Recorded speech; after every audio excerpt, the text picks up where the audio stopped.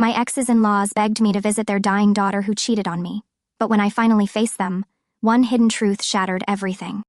My ex-wife Jess and I were together for 7 years, married for 2 of them. We waited to have kids because we wanted to make sure we were financially stable first, just trying to be responsible. Anyway, things were going fine for a while, or so I thought. After we hit the 2-year mark, we decided it was time to try for a baby. That felt like the natural next step for us. Looking back now, I don't know how I missed it. The little signs were there, but when you're in it, you don't see them. I just thought we were having the usual ups and downs every couple has. Nothing major. I mean, I love Jess. I thought we were in this for the long haul, but man, was I wrong. So a few months go by.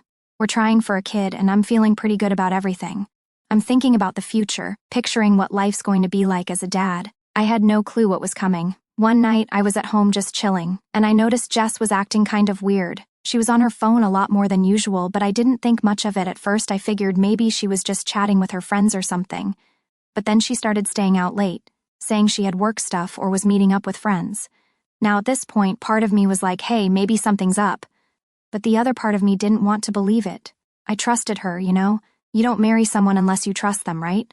So I brushed it off. But things kept getting stranger. She was distant, and I could feel this tension building between us, like we were in the same room but miles apart at the same time. I remember this one night she came home super late. I'd already gone to bed, but I woke up when I heard her come in.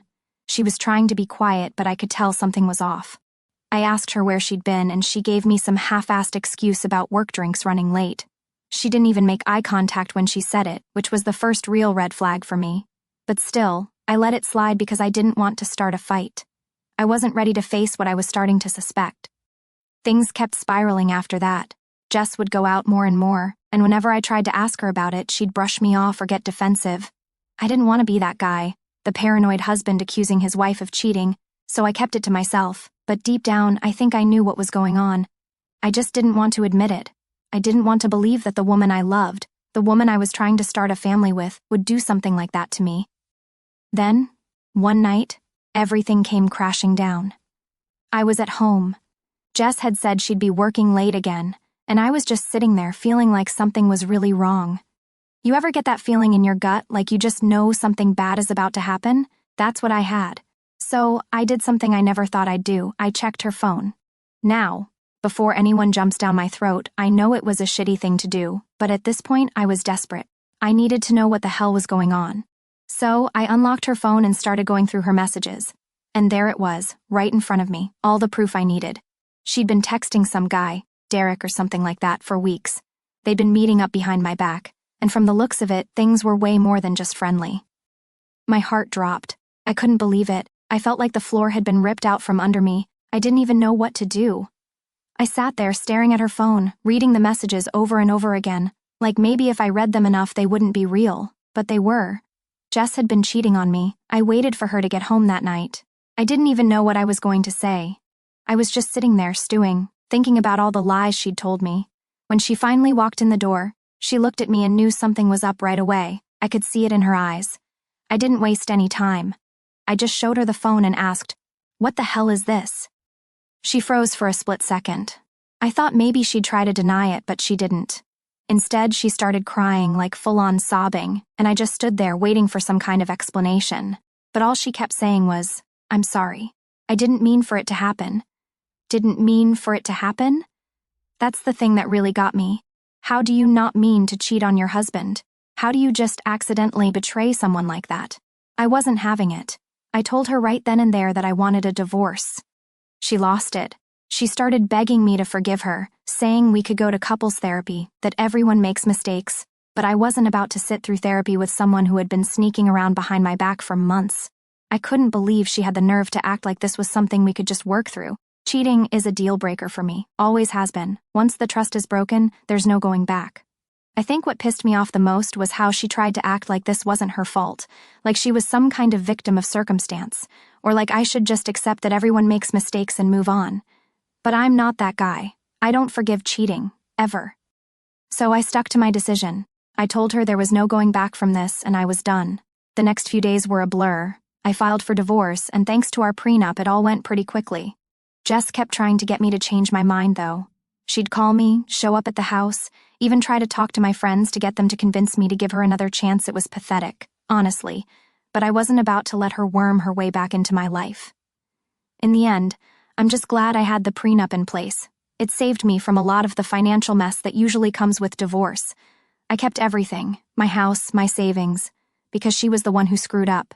It didn't make the situation any less painful, but at least I didn't lose everything on top of it. And that's how it all started, the end of my marriage and the beginning of the mess that followed. I didn't realize then just how much damage it would do to me emotionally, but trust me, that part's coming. 3 years later, and I'm still dealing with the fallout. But we'll get to that. Alright, so fast forward to after the divorce. Like I said, I cut all contact with Jess. I wasn't interested in any kind of closure conversation or whatever. I just wanted to move on. So, I changed my number, moved to a new place, and basically went full ghost mode. If I could have erased her from my memory, I would have. I wasn't even trying to hate her at this point. I just wanted to forget she ever existed. Those first few months after the divorce were rough. I mean, I wasn't out here crying myself to sleep or anything, but there was this emptiness. It's hard to explain. It's like when you've been with someone for so long, they become part of your routine, part of your life, and then suddenly, they're just gone. Not that I miss Jess specifically, but I miss the idea of what I thought we had. That was the hard part to let go of. The life I thought we were building together. I remember one night I was sitting at home, drinking a soda and just thinking about how everything went to shit so fast. I mean, 1 minute we're planning for kids, the next minute I'm signing divorce papers. It's crazy how quickly your whole life can flip upside down. But I guess that's life for you, huh? During that time, I started going to therapy. I wasn't super keen on it at first. I'd never been the therapy type. But after everything that happened, I figured I could use some help sorting through the mess in my head. And honestly, it ended up being one of the best decisions I made. My therapist helped me realize that a lot of the stuff I was feeling wasn't just about Jess cheating. It was about a bunch of other things I hadn't dealt with. Like growing up, I never really learned how to express my emotions. My family wasn't big on talking about feelings, you just sucked it up and dealt with it, you know? So when Jess cheated on me, I didn't know how to handle the betrayal. It was like all these emotions I had bottled up my whole life exploded at once, and I didn't know what to do with them. Therapy helped me unpack all that. Anyway, enough about that. Here's where things get interesting. 3 years pass. I'm doing better, still not 100% over everything, but better. I'm focusing on work, going out with friends more, even started dating again, though nothing serious. I'd occasionally think about Jess, but not in an I miss her kind of way. More like an I hope she's miserable kind of way. Yeah, I know that's petty, but whatever, it's how I felt. Then one day, I'm at the grocery store, just minding my own business when I see them, Jess's parents. Now, I hadn't seen or heard from them since the divorce, so this was completely unexpected. My first instinct was to just walk the other way and avoid the whole situation. But of course, they saw me before I could make my escape. Jess's mom, let's call her Susan, came up to me, all teary-eyed and emotional. I could already tell this was going to be some kind of guilt trip. Her dad, Tom, was with her, looking all solemn. I could feel the tension in the air before they even opened their mouths. And I was right. Susan immediately starts telling me about Jess. Apparently, Jess had been in a car accident, a bad one. She was in the hospital in serious condition. I remember standing there just kind of blank, like I didn't know what to say. What was I supposed to feel? I wasn't exactly happy to hear she was hurt, but I also wasn't about to start feeling sorry for her. Susan kept going, saying how Jess had been through so much, how she was struggling, and then, get this, she asked me to visit her in the hospital. It would mean so much to her, Susan said. Despite everything, you were such an important part of her life. I almost laughed. I couldn't believe she actually thought I'd go visit Jess after everything that happened. Like, was she serious? I looked at her, and all I could say was, Jess isn't my problem anymore. I thought that was a pretty, reasonable response, given the circumstances. But of course, that didn't go over well. Susan's eyes got all wide, and she started talking about forgiveness, about how I should let go of the past and show some compassion. Compassion for the woman who cheated on me? Yeah, no thanks. Tom, who had been silent up until this point, finally chimed in. He was calmer than Susan, but still gave me this look like he couldn't believe I wasn't rushing to Jess's side. He said something about how everyone makes mistakes, and that it would be good for both me and Jess to make peace. Now, this is where I might have gone a little overboard. I was already pissed off that they were trying to guilt-trip me into caring about Jess, but when Tom started in with that "everyone makes mistakes" line, I lost it. I told them that Jess could rot in that hospital bed for all I cared. I know, harsh, but it's how I felt in the moment. I reminded them that she was the one who cheated, not me. I didn't owe her anything, especially not forgiveness, and I certainly wasn't going to go pretend to care about her just because she had an accident. Then I threw in the fact that they always defended her, even when they knew she was in the wrong. They always made excuses for her, like her cheating was somehow my fault. By this point, Susan was crying, and Tom just shook his head at me like I was the bad guy in all of this. They tried to say some more stuff, but I wasn't interested. I just walked away, leaving them standing there in the middle of the grocery store. Later that night, I got a call from my dad. Turns out, Jess's parents had reached out to my family to complain about how cold I had been to them. My dad was on their side, saying I should have just visited Jess to be the bigger person. My sister agreed, but my mom, thank God, was the only one who actually backed me up. She said I didn't owe Jess anything, and she was right. Still, it turned into this big family argument. Some of my friends even got involved, giving me their 2 cents. Some thought I was being too harsh, others thought I was completely justified. And honestly, I didn't care what anyone thought. I wasn't going to feel bad for not rushing to Jess's side like some knight in shining armor. She made her bed, and now she had to lie in it. So, yeah, that's where I'm at. Jess is in the hospital, her parents are mad at me, and my own family is split down the middle over whether or not I should have visited her. But you know what? I'm not losing sleep over it. She's not my problem anymore.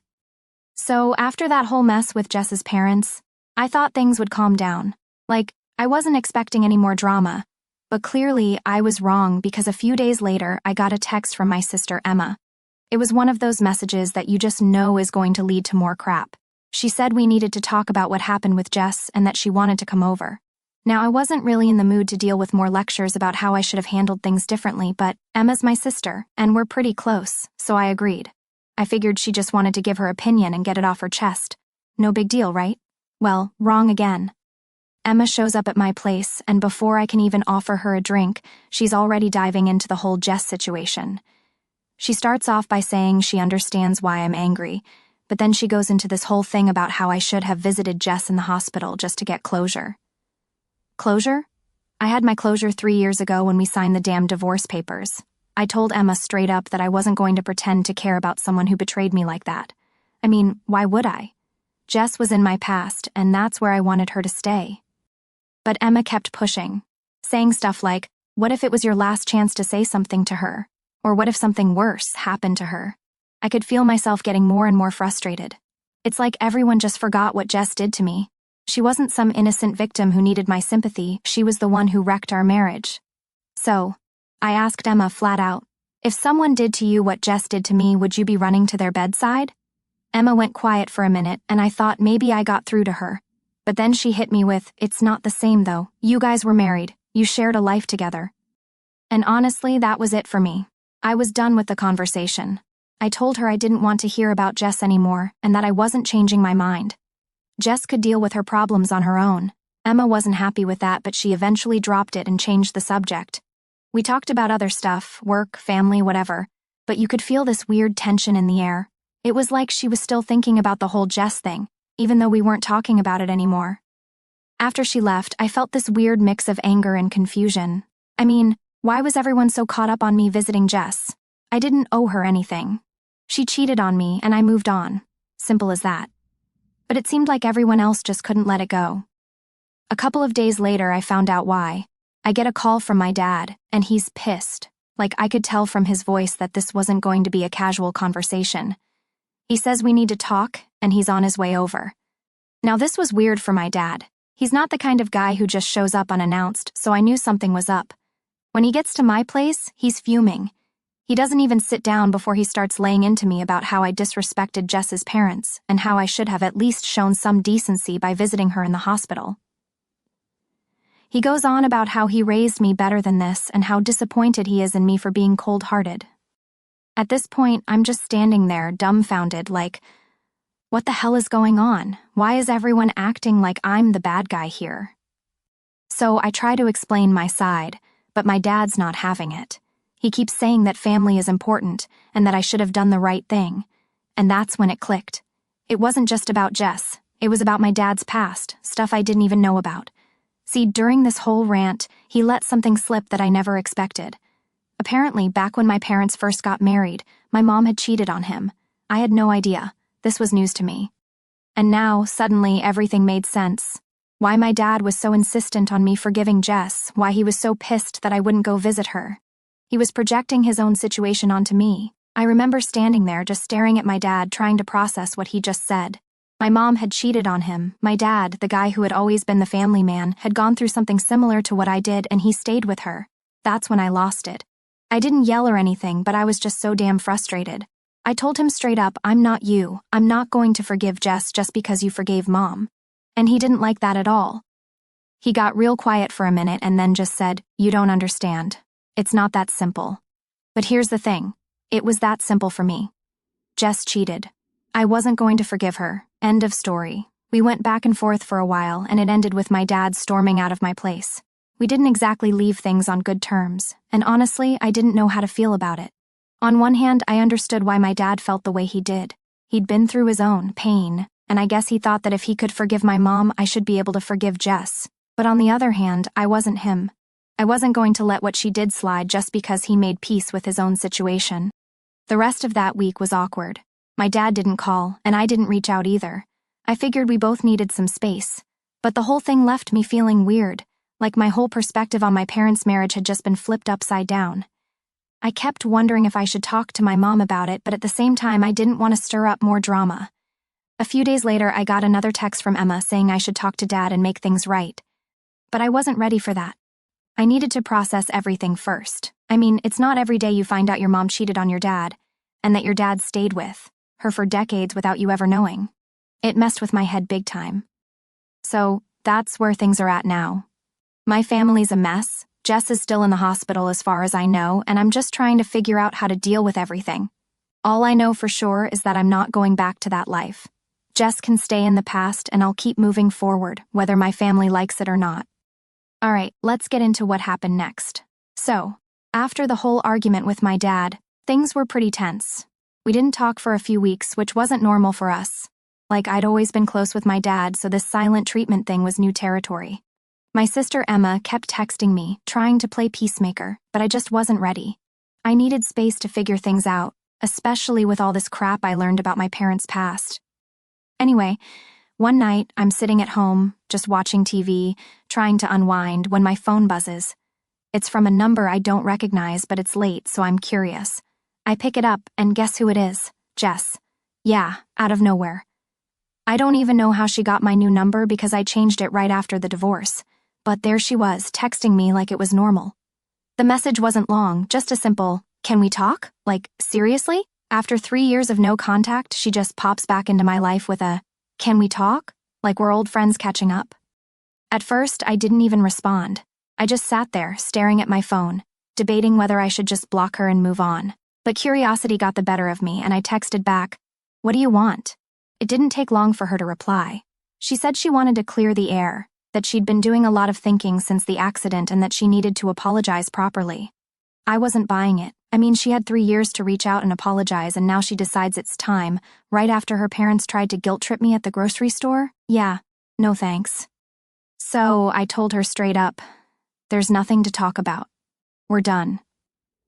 I figured that would be the end of it, but Jess wasn't letting it go. She kept texting, saying she had things she needed to explain, that she was sorry for what happened and just wanted me to hear her out. Honestly, part of me was tempted. I wanted to know what she thought she could say to make up for what she did. But at the same time, I knew nothing she said would change anything. So I didn't reply after that. I figured ignoring her was the best way to move on. But of course, that's not where this ends. The next day, I get another text, but this time it's from Emma. She tells me that Jess had reached out to her too, and that she was trying to make amends with everyone. Apparently, Jess had been going through some kind of life-changing moment after the accident, and now she wanted to fix all the things she screwed up. Emma, being Emma, thought I should give Jess a chance to explain herself. She kept saying, "What's the harm in hearing her out?" But I wasn't about to let Jess weasel her way back into my life just because she had a near-death experience. I told Emma to stay out of it, that it was between me and Jess, and that I wasn't interested in rehashing the past. Things were pretty quiet after that, A few days went by, and I didn't hear from Jess again, so I figured she finally got the message. But just when I thought it was over, I got a call, this time from my mom. Now, you've got to understand, my mom doesn't usually call me unless something serious is going on. We're not the type of family that checks in with daily phone calls or anything like that. So when I saw her name pop up on my screen, I knew something was up. I answered, and right off the bat she says, "We need to talk about Jess." I was already exhausted just hearing her say that.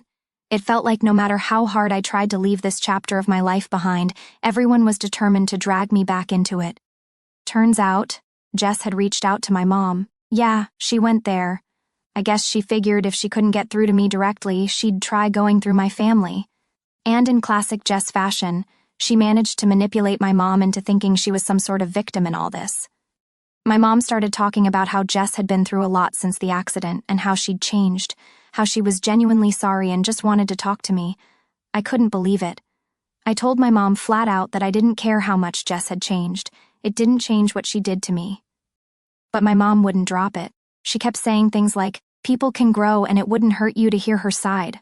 I was getting more and more frustrated. It's like no one in my family understood how much Jess's betrayal messed me up. They all acted like it was this small thing I should just get over, but it wasn't small to me. It was my whole damn life that got turned upside down because of her. After a while, I just told my mom I didn't want to talk about Jess anymore. I wasn't going to visit her, I wasn't going to talk to her, and I wasn't going to let her back into my life. I thought that was the end of it, but my mom hit me with something that stopped me in my tracks. "Jess is dying," she said. Yeah, that's what she said. Apparently, Jess's injuries from the accident were worse than I'd realized. She was still in the hospital, and according to my mom, the doctors didn't think she had much time left. My mom said that's why Jess was so desperate to talk to me, because she wanted to make things right before it was too late. Now, I don't know how to describe what I felt in that moment.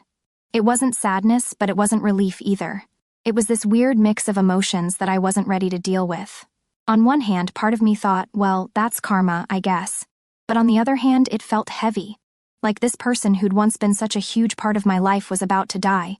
And here I was, refusing to even acknowledge her existence. I didn't know what to say to my mom. I just kind of sat there, letting it sink in. My mind was racing, trying to figure out how I felt about all of it. After a long pause, I finally said, "I'll think about it." And that's where I left things. I didn't make any promises, but I didn't shut it down completely either. I guess I needed some time to process everything. So, now here I am, stuck in this weird place of not knowing what to do. Do I visit Jess and give her the closure she's apparently looking for, or do I stick to my guns and keep her out of my life, even if she doesn't have much time left? I don't know, man. It's a lot to think about, and I'm still trying to wrap my head around it. Part of me feels like I'd be doing the right thing by giving her a chance to apologize, but another part of me just can't shake the anger and betrayal. I guess we'll see what happens next. Alright, so here's what went down after that whole mess. I spent a few days just sitting with it, trying to figure out what to do. I kept thinking about what my mom said about Jess dying, and how this might be my last chance to talk to her. It was weighing on me, but not in the way you'd expect. It's not like I suddenly felt bad for her or anything, but it's hard to explain.